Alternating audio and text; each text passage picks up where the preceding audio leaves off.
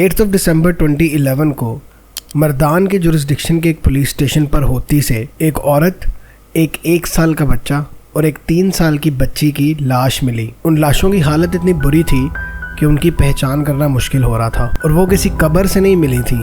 ज़मीन में एक बड़ा सारा होल खोद के उन तीनों लाशों को उस होल के अंदर फेंक दिया गया था। उनकी लाशों को देख के ऐसा लग रहा था कि जैसे बहुत ही इनह्यूमन वे में उनके साथ किसी ने सलूक किया है। इस वीडियो में हम केस स्टडी करेंगे नरगिस की, जो कि एक बहुत अमीर घर की औरत थी और उसको एक टैक्सी ड्राइवर से प्यार हो गया था।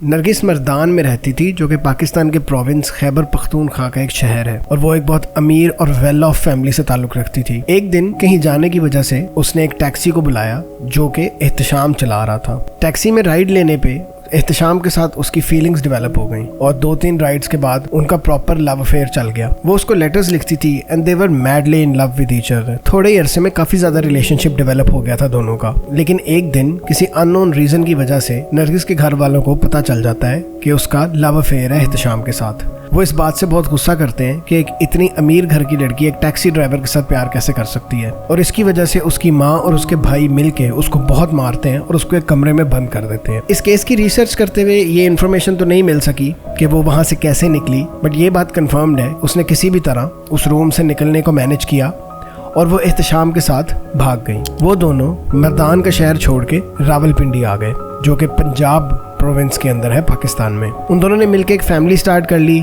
एक घर में वो रहने लग गए। 4 साल खुशी खुशी गुजर गए और इन 4 सालों में उनके 2 बच्चे भी पैदा हुए, जिसमें से बेटी का नाम अलीशा और बेटे का नाम शहान था। अब नॉर्मल स्टोरीज तो यहाँ आके खत्म हो जाती हैं कि they started living happily ever after, लेकिन इस स्टोरी का यहाँ पे एंड नहीं था। इस स्टोरी की तो यहाँ शुरुआत थी। वो दोनों हंसते बसते अपने बच्चों के साथ खुशी खुशी रहते थे, पर उनको ये नहीं पता था कि उनके साथ आगे होने क्या वाला है। ये अब वो टाइम है उनकी लाइफ का जब उनकी बेटी अलीशा 1.5 ईयर्स की थी और उनका बेटा शहान 3.5 ईयर्स का था कि एक दिन नरगिस को उसकी मदर की कॉल आती है और वो बताती है कि वो बहुत ज़्यादा बीमार है और बिल्कुल अपने डेथ बेड पे है। उसकी मदर उसको कहती है कि हम पुरानी हर चीज़ भूल गए हैं, हम चाहते हैं कि सब कुछ ठीक हो जाए। तो वो नरगिस से एक आखिरी दफ़ा मिलना चाहती है इससे पहले कि वो मर जाए। नरगिस बहुत परेशान हो जाती है क्योंकि नरगिस को तो ये नहीं पता था कि ये एक चाल थी, इट वॉज अ ट्रैप, और उसके साथ वहाँ जाके क्या होने वाला था।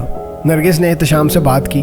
उसने उसको बताया कि इस तरह मेरी मदर की कॉल आई है और वो बहुत बीमार है और मुझसे एक आखिरी दफ़ा मिलना चाहती हैं और वो कह रही हैं कि हम सब जो कुछ हुआ भूल गए हैं। तो नरगिस को लगा कि उसको एक चांस मिला कि अपनी फैमिली के साथ रीयूनाइट करने का। एहतशाम ने इस बात पे बिल्कुल भी कोई एतराज़ नहीं किया। उसने कहा कि ठीक है, तुम चली जाओ, जाके मिल लो। तो नरगिस अपने दोनों बच्चों के साथ रावलपिंडी से मर्दान चली जाती है। उस दौरान टाइम पास करने के लिए एहतशाम एक मिनी बस चलाने लग जाता है। अब 3 दिन गुजर जाते हैं और एहतशाम को नरगिस की तरफ से कोई कॉल, कोई मैसेज, कुछ नहीं राब्ता होता। एहतशाम ये सोचता है कि चलो काफ़ी अरसे बाद, इतने सालों बाद नरगिस अपने घर गई है, ठीक है, उसको टाइम चाहिए होगा अपनी फैमिली के साथ वक्त गुजारने का, थोड़ी चीज़ें सेट करने का, नॉर्मल करने का। तो उसने सोचा कि चलो कोई बात नहीं, उसको उसका टाइम दे देना चाहिए, उसको स्पेस देनी चाहिए। एक दिन बहुत ही अजीब वाक़या हुआ जब एहतशाम के पीछे बैठे हुए 2 पैसेंजर्स आपस में बातें कर रहे थे और उनके हाथ में एक न्यूज़पेपर था और वो ये बात कर रहे थे कि देखो एक औरत और 2 बच्चों के साथ कितना जुल्म हुआ है, उनको ब्रूटली मर्डर कर दिया गया है, बहुत बुरी तरह कत्ल कर दिया गया है। वो एहतशाम को भी बताते हैं। तो एहतशाम क्योंकि गाड़ी चला रहा होता है तो उसका इतना फोकस नहीं जाता न्यूज़पेपर्स की तस्वीरों पे, तो वो भी आगे से कह देता है कि हाँ बहुत अफसोस हुआ, ऐसा होता है, बहुत गलत होता है। लेकिन एहतशाम को क्या पता था कि वो उसके अपनी बीवी और बच्चे थे। अब मैं जो आपको बताने वाला हूँ वो थोड़ा सा डिस्टर्बिंग है, इसलिए viewers discretion is advised. Nargis जब अपने घर पहुंची तो उसकी मदर नियाज बीबी, उसका भाई कलीमुल्लाह, उसकी बहन का शौहर अरबाब नासिर और उसकी खाला जीनत बीबी, इंक्लूडिंग 2 अदर मैन, एक का नाम औरंगजेब और एक का नाम बशीर, उन्होंने नरगिस को और उन दोनों बच्चों को बहुत मारा। मारते मारते वो उन तीनों को छत पे ले गए और नरगिस को पकड़ लिया और सबसे पहले उसकी 1.5 साल की बेटी अलीशा को छत से नीचे फेंका और फिर उसके 3 साल के बेटे शहान को छत से नीचे फेंका और नरगिस को वो सब दिखाया ज़बरदस्ती। उसके बाद उन्होंने नरगिस को बहुत मारा, उसको स्टैब किया, उसको गोली मारी और उन तीनों को उन्होंने इस हद तक मारा कि उन तीनों को पहचानना मुश्किल हो गया। उनके चेहरों का ये हाल हो गया कि कोई देख के पहचान नहीं पाता था कि ये कौन लोग हैं। और शायद इसी वजह से एहतशाम ने भी जब न्यूज़पेपर में वो तस्वीरों का एक ग्लांस लिया था तो उसको भी पहचाना नहीं गया था कि ये 3 तस्वीरें किसकी बनी हुई हैं, क्योंकि उन तस्वीरों में जो डेड बॉडीज थी वो बहुत डिसमेंबर्ड हो चुकी थी। इसके बाद जो हुआ वो उससे भी ज़्यादा शॉकिंग है, जब एहतशाम के दोनों भाइयों को पुलिस ने अरेस्ट कर लिया और उसके बाद एहतशाम को भी पुलिस ने अरेस्ट कर लिया अपनी वाइफ और 2 बच्चों के मर्डर के इल्ज़ाम में। एहतशाम के भाइयों को पुलिस ये प्रेशराइज करती रही कि वो किसी तरह ये बयान दे दें कि एहतशाम ने अपनी बीवी और दोनों बच्चों को मारा है। वो दोनों ये बयान कैसे देते, क्योंकि एहतशाम ने तो ऐसा नहीं किया था। लेकिन फिर भी without any fault on their part Ehtesham और उसके 2 भाई अंडर ट्रायल 1 साल हवालात में बंद रहे। जब उनके खिलाफ कोई एविडेंस नहीं मिल सका तो चीफ जस्टिस खैबर पख्तूनख्वा ने खुद सुओ मोटो नोटिस लिया इस वाक़े का, और पुलिस के ऊपर वो बहुत फ्यूरियस थे कि without any evidence, without any concrete proof आप लोगों ने 3 लोगों को फजूल के अंदर हवालात में बंद किया हुआ है, जिनके खिलाफ अभी तक आपको एक सबूत नहीं मिला और 1 साल हो गया है। इसके पीछे एहतशाम की बहन की भी बहुत मेहनत है, जिसने इस मैटर को परसू किया और चीफ जस्टिस खैबर पख्तूनख्वा तक ये बात पहुंचाई। चीफ जस्टिस के प्रेशर पे एहतशाम और उसके दोनों भाइयों को छोड़ दिया गया और केस की री इन्वेस्टिगेशन शुरू हो गई।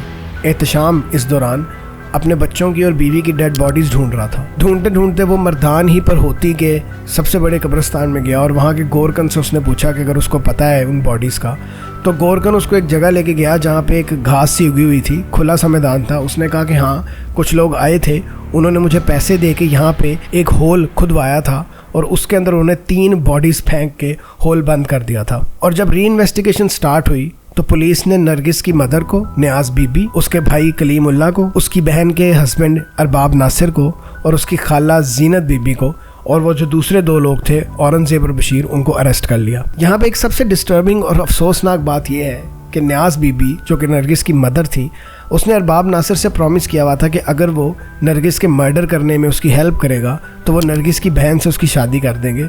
और मर्डर करने के बाद वो शादी हुई भी और बड़े धूमधाम से हुई। जब ये लोग अरेस्ट हुए तो औरंगजेब और बशीर ने पुलिस के सामने कन्फेस कर दिया और अपने अकॉम्प्लिसेस का बता दिया कि हमारे साथ साथ कौन कौन इन्वॉल्व था। अब इंतहाई अफसोस की बात यह है कि कोई भी न्यूज़ और इन्फॉर्मेशन नहीं है हमारे पास कि उसके बाद क्या हुआ। अरेस्ट हुए वो लोग, ट्रायल भी चली, लेकिन उसके बाद क्या हुआ, क्या किसी को सज़ा मिली, नहीं मिली, इसका हमें कोई पता नहीं है और इसकी कोई इन्फॉर्मेशन अवेलेबल नहीं हो सकी जब इस केस के बारे में मैं रिसर्च कर रहा था। हाँ, बस ये बात सामने ज़रूर आई कि नियाज बीबी, उसकी बहन जीनत और जीनत का हस्बैंड औरंगजेब, इन तीनों ने बेल अप्लाई की थी, लेकिन इनकी बेल कोर्ट ने रिजेक्ट कर दी थी। इससे हमें ये तो ज़रूर इन्फॉर्मेशन मिलती है कि ये अरेस्टेड ही हैं और अभी तक पुलिस कस्टडी में ही हैं, लेकिन ये नहीं पता कि अब हुआ क्या और ये ट्रायल अब किस अंजाम तक पहुंची। और इतने सालों बाद भी आज तक ये पता नहीं चल सका कि इस केस का फैसला क्या हुआ। जो इन्फॉर्मेशन अब मैं आपके साथ शेयर करने लगा हूँ वो इन्फॉर्मेशन आपको बहुत शॉक कर देगी। ऑनर किलिंग एक ऐसी चीज़ है जो पाकिस्तान में बहुत आम है। यूएन की एक रिपोर्ट के मुताबिक 5000 ऑनर किलिंग के केसेस पाकिस्तान में रिपोर्ट होते हैं एवरी ईयर, और ये वो हैं जो रिपोर्ट होते हैं। अनरिपोर्टेड कितने हैं किसी को भी नहीं पता। Human rights commission of Pakistan की रिपोर्ट के मुताबिक ऑनर किलिंग पाकिस्तान में बहुत आम है और हर सूबे में है। पंजाब में इसको काला काली कहते हैं, सिंध में इसको कारोकारी कहते हैं, केपीके में इसको तोड़ तोड़ा कहते हैं और बलोचिस्तान में इसको सायाकारी कहते हैं। और ये एक तरह का कल्चर है। Human rights commission of Pakistan की रिपोर्ट के मुताबिक ऑलमोस्ट 1000 औरतें हर साल ऑनर किलिंग की वजह से मारी जाती हैं और उनके जो रीज़न्स होते हैं वो बहुत ही अजीब होते हैं। कभी रीज़न होता है कि घर से भाग गए, कभी रीज़न होता है कि विदाउट फैमिली की कॉन्सेंट किसी लड़के से शादी कर ली, और कभी सिर्फ किसी लड़के को देखने पे ही ऑनर किलिंग करके मार दिया जाता है, सिर्फ देखने पे। Human rights commission of Pakistan के मुताबिक 280 cases of honour killing report हुए थे 9 महीने के अंदर अंदर, अक्टूबर 2016 से लेके जून 2017 तक। और उसमें से औरत फाउंडेशन की रिपोर्ट के मुताबिक सिर्फ 7 लोग पनिश किए गए। आउट ऑफ 280 सिर्फ 7 लोगों को पनिशमेंट हुई, बाकी सारे के सारे केसेस ख़त्म हो गए। वो ख़त्म इसलिए हो जाते हैं क्योंकि ये केसेस होते हैं भाइयों के, बेटों के और बाप के और क्लोज फैमिली रिलेटिव्स के अगेंस्ट, और दूसरे रिलेटिव्स जो केस करने वाले होते हैं वो माफ़ कर देते हैं और केस खत्म हो जाता है। ये तरीका वारदात ये होता है कि एक घर का मेंबर केस करेगा, केस चलेगा, वही घर का मेंबर थोड़ी देर से बाद वो माफ़ कर देगा और केस ठप हो जाएगा। लेकिन सवाल ये है कि अगर क्राइम अगेंस्ट द स्टेट होता है तो माफ़ी का हक भी स्टेट को नहीं होना चाहिए। अगर आप इंटरेस्टेड हैं कि मैं आपको ऑनर किलिंग इन पाकिस्तान की टोटल इन्फॉर्मेशन दूँ तो मैं एक डेडिकेटेड वीडियो भी इस पर बना सकता हूँ। अगर आप वो वीडियो देखना चाहेंगे तो मुझे कमेंट सेक्शन में लाजमी बताइएगा। अगर आप एक ऐसी बच्ची का केस देखना चाहते हैं जो 8 साल की थी और उसने अपना किलर केस खुद ही सॉल्व किया था तो इधर क्लिक करें। और अगर आप एक ऐसी बच्ची का केस सुनना चाहते हैं जिसको टॉर्चर कर करके इतनी बुरी तरह मारा गया कि अब हर साल उसकी मेमोरी में तकरीब की जाती है अमेरिका में, तो यहाँ क्लिक करें। मैं मिलूंगा आपसे अगली केस स्टडी में। Bye bye.